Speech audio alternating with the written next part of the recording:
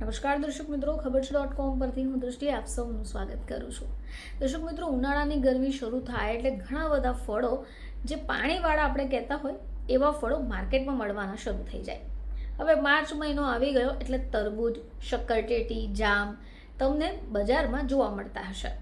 અને આવા ફળો ખાવા પણ જોઈએ, કારણ કે અંદર પાણીનો ભાગ વધારે હોય અને શરીરને હાઇડ્રેટ રાખવામાં મદદ મળતી હોય છે. પરંતુ જ્યારે તમે એને ખરીદવા જાઓ છો તો તમને કઈ રીતે ખબર પડશે કે આ એક બેસ્ટ ઓપ્શન હોઈ શકે? ચલો વાત કરીએ શક્કરટેટી વિશે. તો શક્કરટેટી ખાવામાં ખૂબ મજા પડે છે, પરંતુ જ્યારે ખરીદવા જઈએ ત્યારે આપણે એ કઈ રીતે નક્કી કરી શકીએ કે આ શક્કરટેટી ખરીદવી જોઈએ કે નહીં?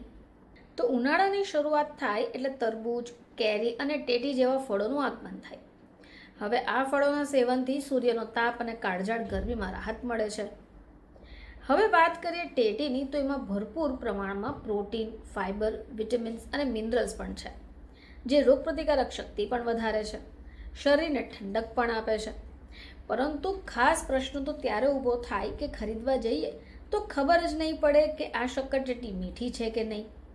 જો કાપ્યા વગર ટેટી મીઠી છે કે નહીં ખબર નહીં પડે તો એને કઈ રીતે જાણી શકાય? તો ચાલો આજે આપણે જાણીશું કે આ કઈ રીતે જાણી શકાશે કે ટેટી મીઠી છે કે નહીં. તો ટેટીના ઉપરના ભાગને દાંડી એટલે કે સ્ટેમ કહેવાય છે. માર્કેટમાં તમને ઘણા બધા પ્રકારની ટેટી જોવા મળશે. હવે એને ખરીદતા પહેલાં સૌથી પહેલાં તમારે જે દાંડી હોય એને દબાવીને તપાસી લેવાની. માની લો કે આ દાંડી સરળતાથી દબાઈ જાય તો સમજી લો કે ટેટી પાકી છે. અને જો દાંડી સરળતાથી ન દબાય તો તમારે એને ખરીદવાનું ટાળવું જોઈએ. હવે આના સિવાય જો દાંડી કાણાવાળી અથવા ખૂબ વળેલી પણ હોય તો પણ તેને ન ખરીદો, કારણ કે બની શકે કે તે અંદરથી બગડેલી હોય. હવે આ સિવાય તેનો રંગ, તો ટેટીનો રંગ જોઈને પણ તમે મીઠાશનો અંદાજ લગાવી શકો. જો તેની બહારની કિનારી પીળી હોય અને જાળી જેવી લીલી પટ્ટીઓ દેખાતી હોય તો એ ખાવામાં ખૂબ મીઠી હશે અને સ્વાદિષ્ટ પણ હશે.